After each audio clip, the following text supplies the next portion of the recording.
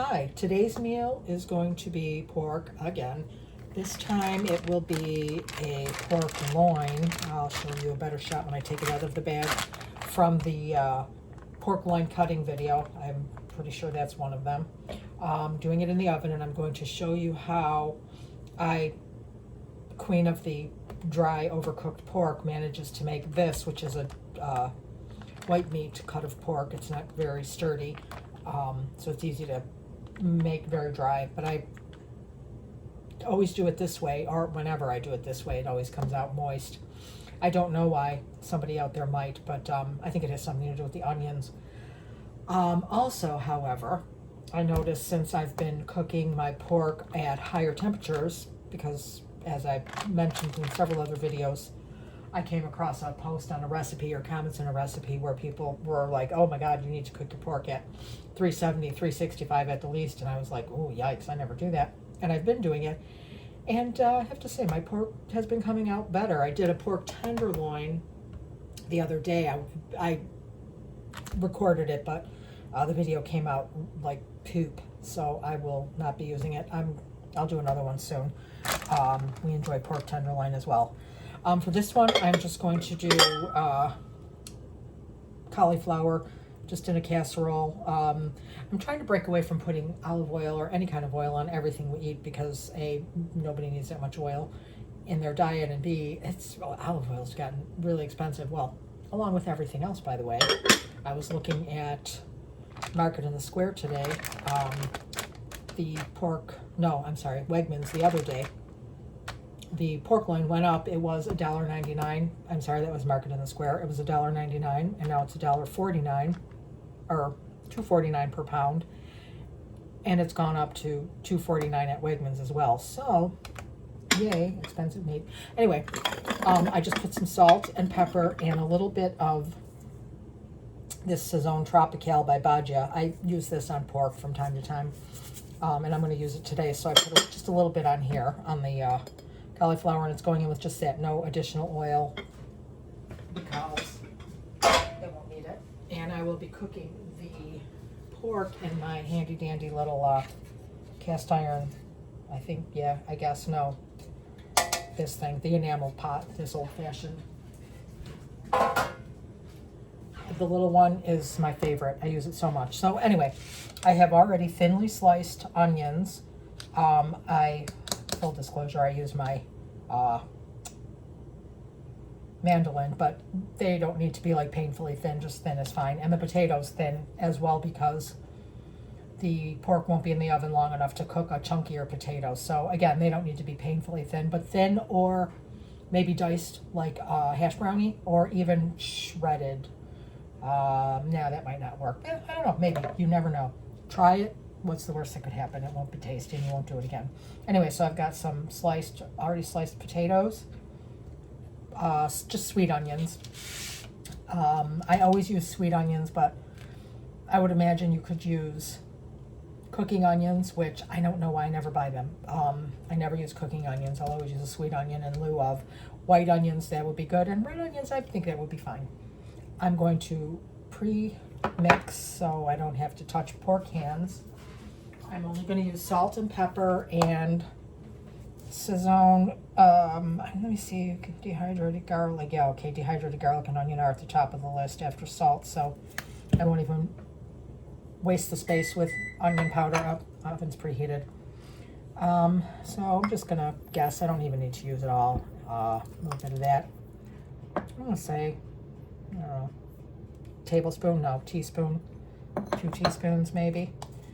Finally ground up some fresh pepper to have on hand instead of using the cranky crank.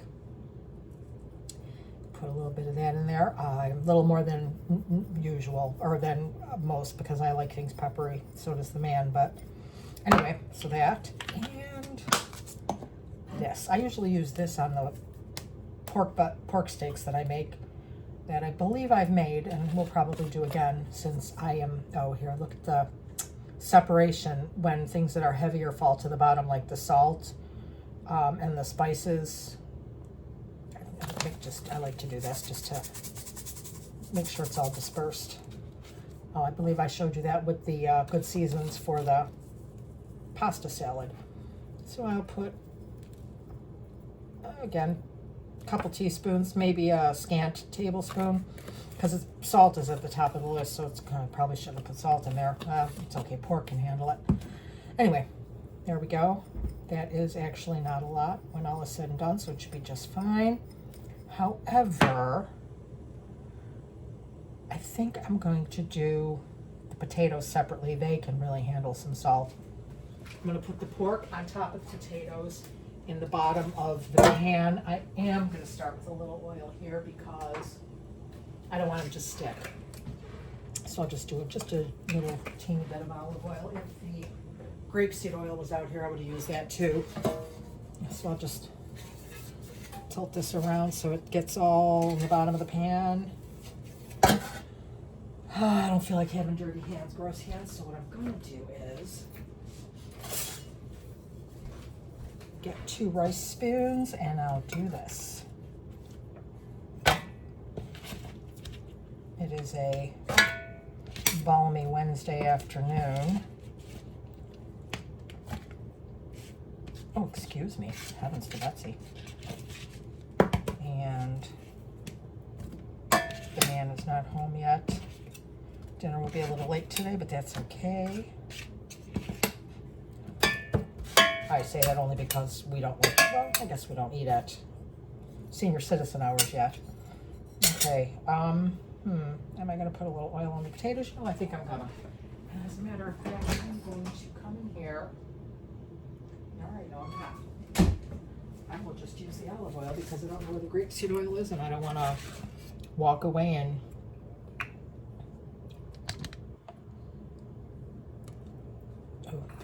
pouring out, walk away and have you barely hear me from across the room as I'm digging in the fridge.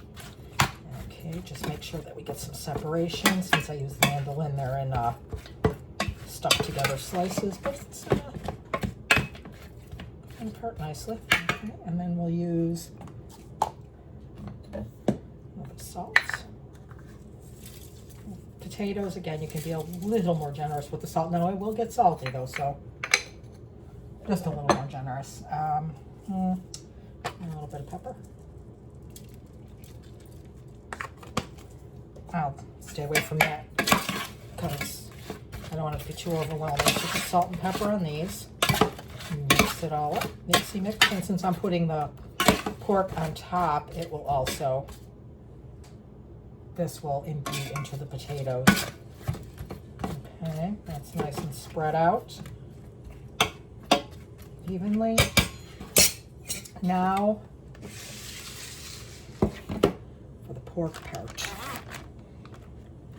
Okay, let me just show you my arm up close.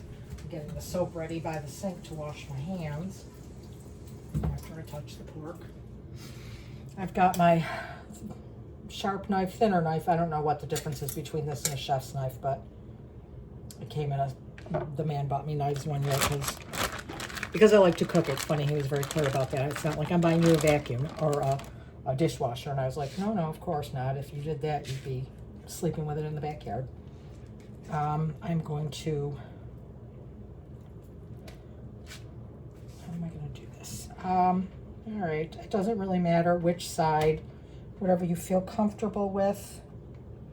I'm going to go with the wider end for the purposes of, I don't know why, no purpose. And I'm just going to cut through the middle, not all the way, sort of in what this would be called butterfly. Then if you were to do this and then cook it like that, but I'm not going to leave it butterflied. I'm going to put it in the pan and move everything so you can see what I'm doing as I'm moving it around with my knuckles and my elbows. You see that? Yeah, okay, so here it is in the pan. It's going to fold like a book, like that, except I'm going to put it this way. No, I don't need to. There's no reason for that. And I'm going to put the onions in the middle. This is a good time, not a good time, but it is a time when you could be fancy, a little extra, and tie that up. I'm probably not going to do that. I'll just push it closed, and this is a lot of onion. It was just one onion. I used the mandolin, so as I was going, I just was going to town on cutting the whole thing. Well, not that I would have, well, yeah, I guess I would have put half an onion back in the fridge, but I didn't. So now we have this. I'll shake this up a little and just put just a little bit here. A little bit. Maybe 1/3 of it. And then I will reach in here and get this half, pick it up, pinch it over, close it up, put the rest of these onions on this side of the potatoes. And when I say potatoes, like they're spelled with a B. And so now we got the potato, or the onions on top of the potatoes, this in the center with a fair amount of onions inside of it. And I will coat this pretty liberally. A little bit on the onions, not a lot of that came out, that sort of spilled out. Okay, and then I'm gonna do this with the rest of that. And there we go. Let me wash my hands real quick and I'll be right back with you.